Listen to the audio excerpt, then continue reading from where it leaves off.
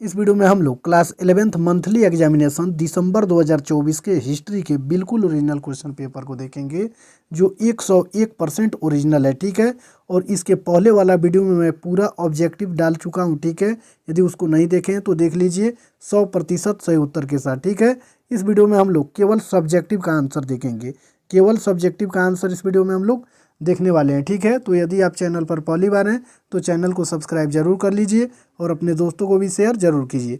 चलिए सबसे पहले हम लोग क्वेश्चन को देखते हैं। ठीक है, देखिए ये सभी ऑब्जेक्टिव है, इन सभी प्रश्नों का उत्तर मैंने पहले ही अपलोड कर। तो देखेंगे लघु उत्तरीय क्वेश्चन। ठीक है, देखिए लघु उत्तरीय क्वेश्चन में 1 से 10 तक क्वेश्चन रहेगा, जिनमें से 5 ही प्रश्नों का उत्तर आपको चुन करके देना है। तो 1 नंबर क्वेश्चन में आया हुआ है कि पुनर्जागरण कालीन 2 प्रमुख चित्रकारों एवं उनकी कृतियों के नाम लिखें।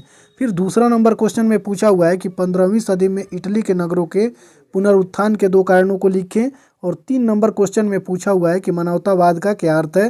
पहले इन सभी प्रश्नों को देख लीजिए, उसके बाद में सभी प्रश्नों का उत्तर हम लोग इसी वीडियो में देखने वाले हैं। चलिए फिर आगे वाला क्वेश्चन हम लोग देखेंगे। देखिए 7 नंबर क्वेश्चन में पूछा हुआ है कि छापखाने ने पुनर्जागरण में किस प्रकार की सहायता की। 8 नंबर क्वेश्चन में आया हुआ है कि मार्टिन लूथर ने कैथोलिक चर्च का विरोध क्यों किया।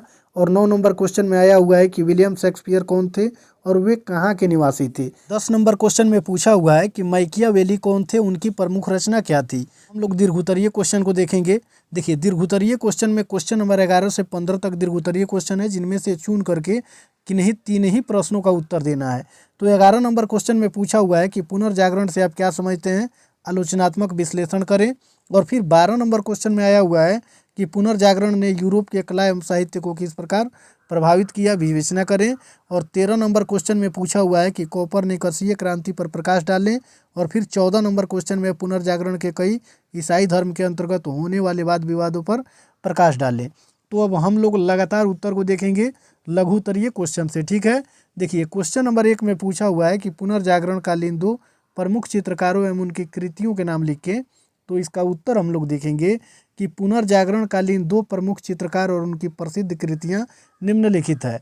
इसमें हम लोग पॉइंट बना के आगे लिखेंगे कि प्रमुख चित्रकार और उनकी कृतियां, और 1 नंबर में लिखेंगे Leonardo da Vinci. Leonardo da Vinci यानी मोनालिसा यह दुनिया की सबसे प्रसिद्ध पेंटिंग में से एक है। ये जो मोनालिसा की पेंटिंग है यह दुनिया की सबसे प्रसिद्ध पेंटिंगों में से जो एक रहस्यमय और आकर्षक मुस्कान वाली महिला का चित्रण करती है। ठीक है, फिर इसी क्वेश्चन में आगे हम लोग देखेंगे सिस्टीन चैपल की छत। यह एक विशाल और जटिल पेंटिंग है जो बाइबिल की कहानियों को चित्रित करती है। डेविड यह एक प्रसिद्ध मूर्ति है जो बाइबल के नायक डेविड को दर्शाती है, जो एक शक्तिशाली और सुंदर काम है। तो क्वेश्चन नंबर 1 का ये आंसर रहा। फिर 2 नंबर क्वेश्चन को हम लोग देखेंगे। दूसरा नंबर क्वेश्चन में है कि 15वीं सदी में इटली के नगरों के पुनरुत्थान के 2 कारणों को लिखिए।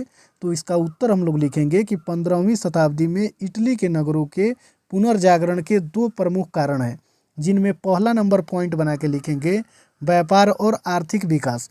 यानी इटली के नगरों में व्यापार और आर्थिक विकास की दरें बढ़ी, जिससे नई धनी वर्गों का उदय हुआ। जैसे ही इटली के नगरों में व्यापार और आर्थिक विकास की दर बढ़ी तो इनसे अमीर नई धनी वर्गों का उदय होने लगा। ठीक है, और यह वर्ग कला, संस्कृति और शिक्षा के प्रति उदार था, जिससे पुनर्जागरण की भावना को बढ़ावा मिला। फिर दूसरा पॉइंट में हम लोग लिखेंगे, देखिए फिर दूसरा पॉइंट में लिखेंगे प्राचीन ग्रीक और रोमन संस्कृति का पुनराविष्कार। यानी इटली के नगरों में प्राचीन ग्रीक और रोमन संस्कृति के अवशेषों का पुनराविष्कार हुआ। इससे लोगों में अपनी प्राचीन संस्कृति के प्रति गर्व और रुचि बढ़ी, की भावना को बढ़ावा मिला।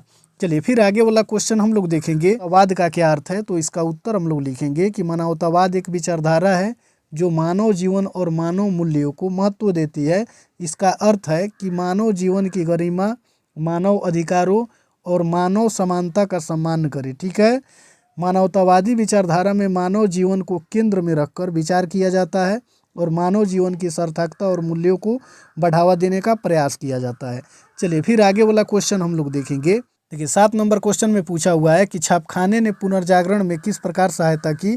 तो इसका उत्तर हम लोग देखेंगे कि छापखाने ने पुनर्जागरण में महत्वपूर्ण भूमिका निभाई। ये जो छापखाना था उसने पुनर्जागरण में अपनी महत्वपूर्ण भूमिका निभाई।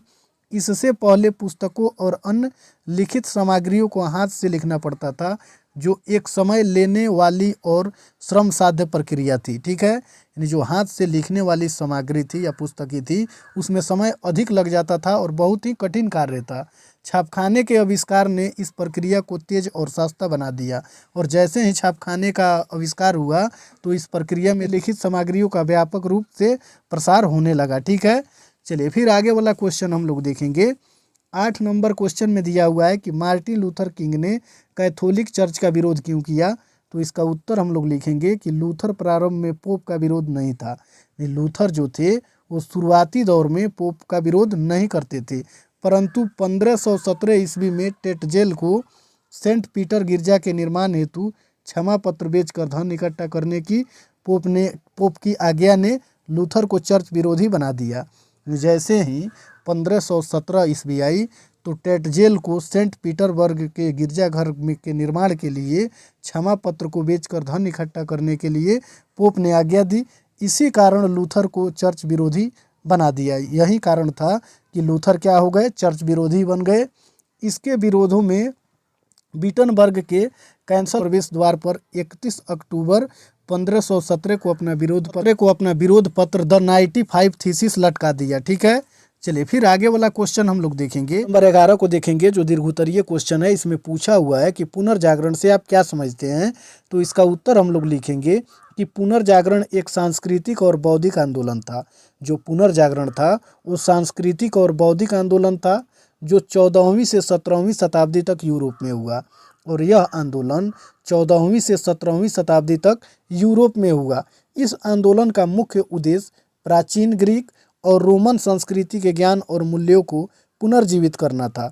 इस आंदोलन का मुख्य उद्देश्य ही था कि जो प्राचीन ग्रीक और रोमन संस्कृति के ज्ञान थे और उनके मूल्य जो थे उनको पुनर्जीवित यानी फिर से जीवित करना था।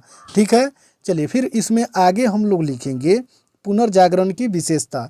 तो 1 नंबर पॉइंट बना के लिखेंगे कि प्राचीन संस्कृति का पुनर्आविष्कार, यानी पुनर्जागरण के दौरान लोगों ने प्राचीन ग्रीक और रोमन संस्कृति के ज्ञान और मूल्यों को पुनर्जीवित करने का प्रयास किया।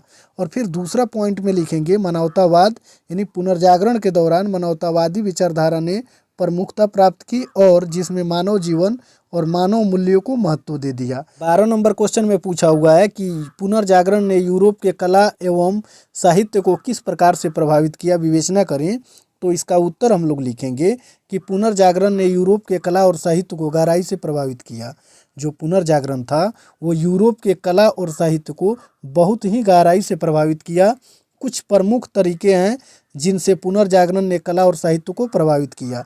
इसमें आगे हम लोग और लिखेंगे कला में प्रभाव। ठीक है, तो 1 नंबर पॉइंट बना के लिखना है कि वास्तविकता और यथार्थवाद। पुनर्जागरण के कलाकारों ने वास्तविकता और यथार्थवाद को अपनाया, जिससे उनकी कलाकृति अधिक वास्तविक और जीवंत हो गई। ठीक है, चलिए फिर दूसरा पॉइंट में इसी क्वेश्चन में हम लोग लिखेंगे मानव शरीर का अध्ययन।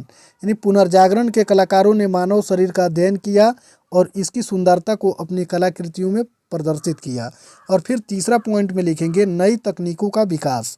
पुनर्जागरण के दौरान नई तकनीकों का विकास हुआ, जैसे कि तेल चित्रकला और मूर्ति कला में नए नए तरीकों का विकास हुआ। चलिए फिर आगे वाला क्वेश्चन हम लोग देखेंगे। 13 नंबर क्वेश्चन में आया हुआ है कि कोपरनिकसीय क्रांति पर प्रकाश डालें। तो इसका उत्तर हम लोग लिखेंगे कि कोपरनिकसीय क्रांति एक महत्वपूर्ण वैज्ञानिक क्रांति थी, जिसने मध्यकालीन यूरोप में विज्ञान और दर्शन के क्षेत्र में एक नए युग की शुरुआत की। ठीक है, इस क्रांति का नाम पोलिश खगोल शास्त्री निकोलस कोपरनिकस के नाम पर रखा गया। ठीक है, पुस्तक डी रेवोल्यूशनिवस ऑर्बियम कोलोएस्टियम में सूर्य केंद्रित और सौरमंडल की अवधारणा को प्रस्तुत की। ठीक है, चलिए फिर इसी क्वेश्चन में आगे हम लोग और लिखेंगे इस क्रांति के मुख्य बिंदु, पॉइंट बना के लिखेंगे कोपरनिकसीय क्रांति एक महत्वपूर्ण वैज्ञानिक क्रांति थी, जिसने मध्यकालीन यूरोप में विज्ञान और दर्शन के क्षेत्र में एक नए युग की शुरुआत की। इस क्रांति का नाम पोलिश खगोल शास्त्री निकोलस कोपरनिकस के नाम पर रखा गया।